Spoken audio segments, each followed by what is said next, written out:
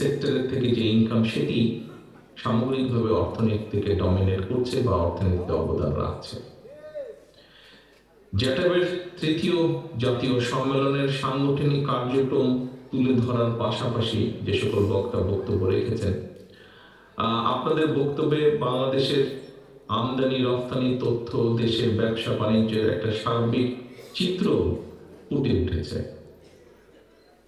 একই সঙ্গে দেশে গার্মেন্ট শিল্প এবং টেক্সটাইল এর সেক্টরের যে সমস্যা বা সম্ভাবনা, সেগুলো অনেকেই আপনারা কম বেশি তুলে ধরেছেন আপনাদের বক্তব্যের মধ্যে। আপনাদের অনেকগুলো বক্তব্যের সঙ্গেই কম বেশি আমি একমত।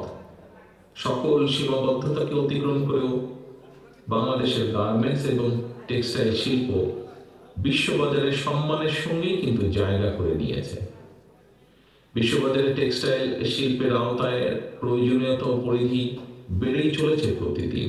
ফলে জ্ঞানের একটা প্রায়োগিক শাখা হিসাবে বিশ্বব্যাপী টেক্সটাইল ইঞ্জিনিয়ারিং কিংবা টেক্সটাইল কলেজের ভূমিকা এবং গুরুত্ব আগের যে কোনো সময় থেকে অনেক গুণ বেড়েছে। Wait processing engineering, yarn, fabric এবং অ্যাপারেল ম্যানুফ্যাকচারিং ইঞ্জিনিয়ারিং, এই বিষয়গুলো টেক্সটাইল সেক্টরের একটা অনিবার্য অংশে পরিণত হয়েছে বা অংশই বলা যায়। সুতরাং টেক্সটাইল ইঞ্জিনিয়ারিং এ পাশ করে কেউ বেকার থাকার কথা না। এই বিষয়গুলোতে যারা পাশ করেছেন, পরীক্ষা দিয়ে বেরিয়ে এসেছেন, তাদের বেকার থাকার কথা না। এই মুহূর্তে বাংলাদেশের রপ্তানি আয়ের একটা সিংহ ভাগ অর্জিত হয় টেক্সটাইল সেক্টর থেকে। বাট এখানে অনেকেই বক্তব্যে উল্লেখ করেছেন, বলেছেন নানা রকম ষড়যন্ত্র, দুর্নীতি, টাকা পাচার আর দক্ষ ব্যবস্থাপনার অভাবে এই সেক্টরটা নিয়েও সংখ্যা কম নয়। সুতরাং জিএসপি সুবিধা আদায় সহ এই সেক্টরে অগ্রাধিকার তালিকায় রেখে আরো কিভাবে নতুন পণ্যের রপ্তানি বাজার তৈরি করা যায়, সেই লক্ষ্যকে সামনে রেখে বিশ্ববাজারে বাংলাদেশের বিএনপির আমদানি রপ্তানির একটি পরিকল্পনা রয়েছে আমাদের। রপ্তানি বাজার নিরাপদ এবং সুরক্ষিত রাখতে রপ্তানিকারকদের জন্য সঠিক সময়ে শিপমেন্টের ডেলিভারি দিনক্ষণ ঠিক রাখা একটা বড় চ্যালেঞ্জ। আর এই জন্যই বন্দর ব্যবস্থাপনা ঢেলে সাজানোর পাশাপাশি এটাকে কিভাবে আরো মডার্নাইজ করা যায় এ ব্যাপারেও বিএনপির একটি চিন্তা ভাবনা রয়েছে। প্রিয় কাউন্সিলর বৃন্দ, প্রিয় উপস্থিতি বৃন্দ, বাংলাদেশের গার্মেন্টস এবং টেক্সটাইল সেক্টরের অগ্রযাত্রা ঠেকাতে নানা রকম ষড়যন্ত্র অব্যাহত রয়েছে, যা আপনাদের অনেকেরই বক্তব্যে উঠে এসেছে। দেশে যে বেগম খালেদা জিয়ার সরকারের সময় দেশে spinning, knitting, weaving, knit, dyeing, woven dyeing, washing, dyeing, local dyeing সহ কারখানার সংখ্যা ছিল প্রায় 10,000-এর কিছু বেশি বলা যায়। কিন্তু বর্তমানে আমরা দেখছি এটার সংখ্যা কমে প্রায় 3,000-এর কাছাকাছি চলে এসেছে 10,000 থেকে, যদি 10,000 ধরে থাকি আমরা। আরএনজি এবং টেক্সটাইল সহ শিল্পের বিরুদ্ধে নানা রকম ষড়যন্ত্র চলছে।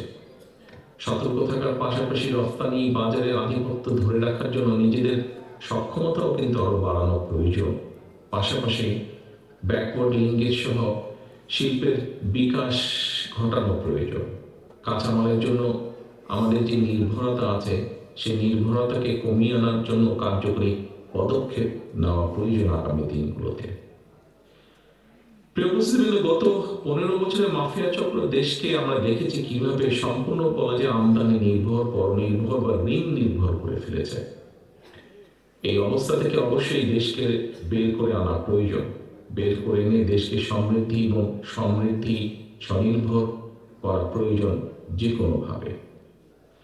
বাংলাদেশ জাতীয়তাবাদী দল বিএনপির অন্যতম প্রধান একটি অগ্রাধিকার হচ্ছে যে এই লক্ষ্য পূরণে নানামুখী উদ্যোগ গ্রহণ করা।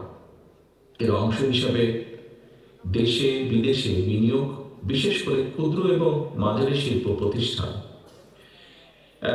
এসএমই সেক্টরে বিশেষভাবে প্রবাসী বিনিয়োগ বাড়িয়ে দেশের অভ্যন্তরে উৎপাদন এবং উন্নয়ন প্রক্রিয়াকে শ্রমশক্তির অংশদারিতা নিশ্চিত করার বিষয়টাও বিএনপির পরিকল্পনার ভিতরে রয়েছে। এই বিষয়ে আমাদের চিন্তা ভাবনা রয়েছে। দেশে বিনিয়োগ বাড়াতে বিনিয়োগ প্রক্রিয়া কিভাবে আরো সহজ করা যায়, সাবলীল করা যায় এবং সাবলীল করা দরকারও। বিশেষ করে এসএমই খাতের বিনিয়োগ কিভাবে উৎপাদনে যে যাওয়ার পথে যে জটিলতা আছে, সেই জটিলতাকে কিভাবে আরো কমিয়ে আনা যায়, জটিলতা মুক্ত করা যায়, সেগুলোর ব্যাপারে উদ্যোগ গ্রহণ করা প্রয়োজন। কোনো একজন ব্যক্তি বাংলাদেশের ইনভেস্টমেন্ট ডেভেলপমেন্ট অথরিটি বিডায়, খুব সময় বিডাই বোধহয় নাম, সংক্ষেপে বিডায় বিনিয়োগ হিসেবে নিবন্ধিত হওয়ার পরে আমরা দেখেছি যে বিনিয়োগকারীকে বিদ্যুৎ, পরিবেশ, ফায়ার সার্টিফিকেট